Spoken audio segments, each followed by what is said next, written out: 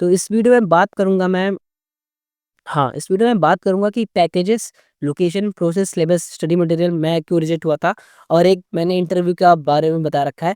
तो ये जो चीज़ें लिखी हुई है, लिस्ट डाउन रखी है, वो तुम्हें अगर जाननी हो तो तुम दूसरी वीडियो देख सकते हो मैं जिसमें मैंने बताया है एसेंचर के बारे में, क्या उसका पैकेज रहता है, क्या लोकेशन रहता है और टिप्स के लिए मैंने एक अलग वीडियो बना रखी है एसेंचर के लिए।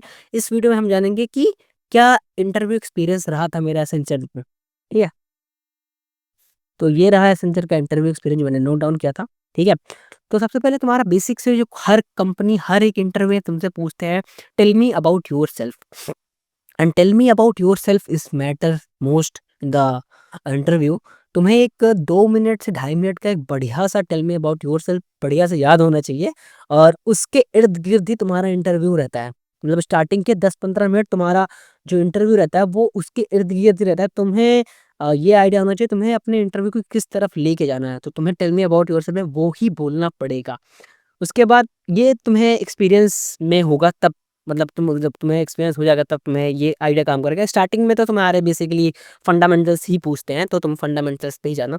उसके बाद tell me about your internship including questions like what did you work during internship, तुमने इंटर्नशिप के दौरान क्या-क्या चीज़ें की थी एंड व्हाट यू लर्न्ड, ठीक है? क्या तुम्हारा रोल रहा उस प्रोजेक्ट में?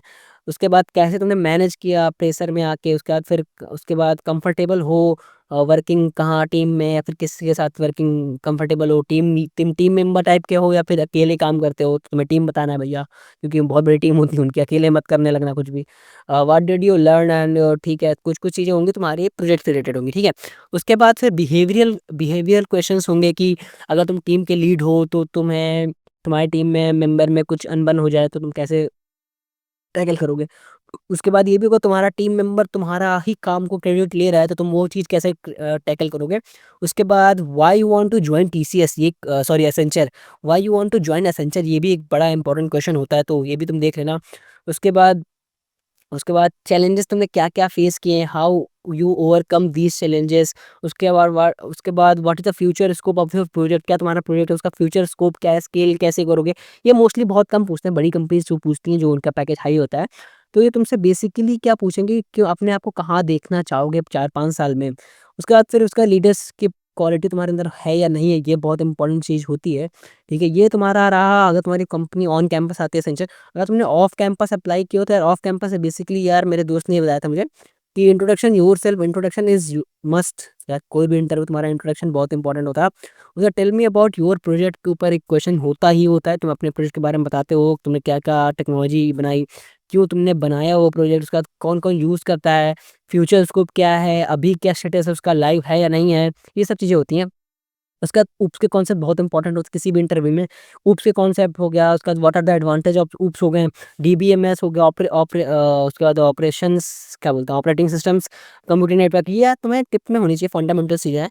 उसका बाद are you ready to relocation because Accenture जो है वो बहुत ही बड़ी कंपनी है, उनके बहुत सारे कैंपस हैं, गुड़गाँव में है, दिल्ली में है, नोएडा में है एंड आई थिंक गुरु बैंगलोर में है, वेस्ट बंगाल में है, मतलब इंडिया के काफ़ी डिफरेंट पार्ट में एसेंचर की कंपनी है। तो तुम्हें पूछेंगे रिलोकेशन का, तुम्हें येस बोलना ही है। उसके बाद why do you want to be a part of Accenture, ये बहुत इंपॉर्टेंट क्वेश्चन है। उसके बाद where do you see yourself in 5 year, तो तुमसे ये क्वेश्चन तुम्हें ऑन कैंपस और ऑफ कैंपस दोनों में पूछ सकते हैं। It depend upon the mood of the interview, ठीक है? तो बेसिकली ये रहा कुछ इंटरव्यू एक्सपीरियंस लोगों का और इसमें मैं एक चीज़ और ऐड करना चाहूँगा, जो तुम्हें आता हो तुम एकदम डायरेक्टली वो बोलना। घुमा-फिरा के स्टोरी बनाने की कोई दिक्कत नहीं और तुम्हें अगर कुछ चीज़ें ना आती हो तो गलत एटलीस्ट मत बोलना। एक मेरे को याद है किसी का इंटरव्यू चल रहा था, उसने एक फ्लटर में होती है स्टेट, आई थिंक सब में होती है वैसे स्टेट, तो उसने किसी ने पूछा what is the state interview ने, तो उस बंदे को स्टेट को एग्ज़ैक्टली आई डोंट नो उसको आइडिया नहीं था या फिर मज़ाक कर रहा था वो, तो वो बोलता है there is 3 state solid liquid gas.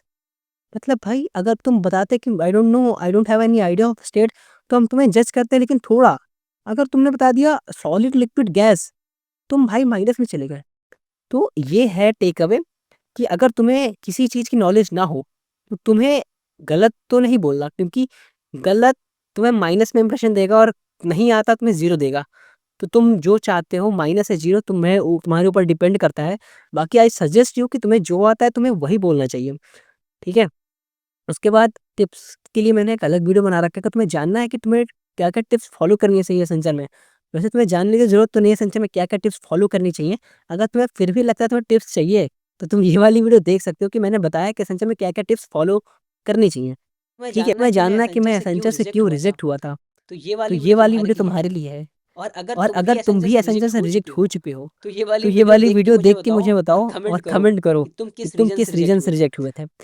Although I don't know what is the exact reason of my rejection from essential, but जो मेरे को फ़ील हुआ था कि communication round is the thing, उसकी वजह से मेरा एसेंशियल से रिजेक्शन हुआ था। बाकी होता है ना कि जो होता है अच्छे के लिए होता है। तो वो मैं फ़ील कर रहा हूँ अभी। तब तक के लिए बाय बाय।